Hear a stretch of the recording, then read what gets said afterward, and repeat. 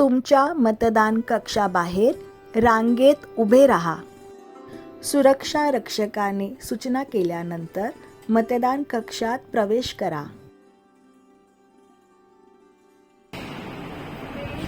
Polling officer तुमच्या मतदान ओळखपत्राची तपासणी करतील, बोटाला शाई लावतील.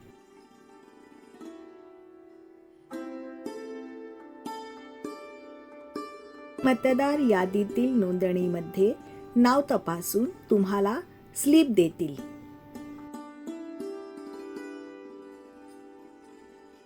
प्रिसाइडिंग ऑफिसर युनिटचे बटन दाबून मतदान करण्यास अनुमती देतील.